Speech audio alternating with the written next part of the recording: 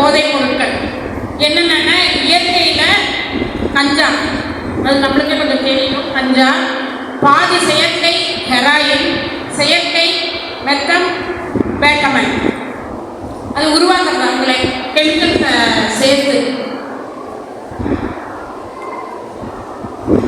போதைப் பொருட்களின் விளைவின் வகைகள், தூண்டக்கூடிய மருந்துகள். அந்த மருந்தை வந்து அவங்க உடல்ல ஏற்றிட்டாங்க, உடல்ல எந்தெந்த பகுதி எப்படி ஆகும் அப்படின்னு சொல்றாங்க. அழிவு பாதையில கொண்டு போகும் அப்படிங்கிறத நீங்க அடுத்து பார்க்கணும்.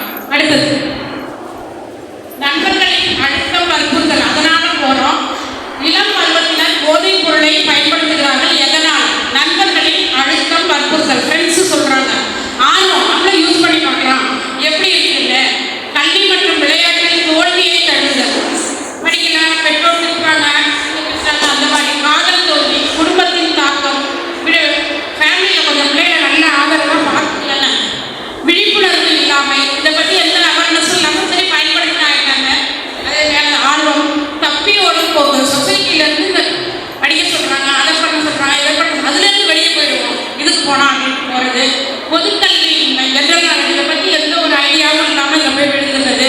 மன அழுத்தம் மற்றும் உணர்ச்சி போராட்டங்கள், பலவிதமான மன அழுத்தங்களுக்கு உட்படும் போது இந்த போதைப் பொருளை வந்து போகிறார்கள். அடுத்தது போதைப் பொருள் பயன்பாட்டின் அறிகுறிகள்: பசியின்மை, எடை இழப்பு, சுவாச பிரச்சனைகள்,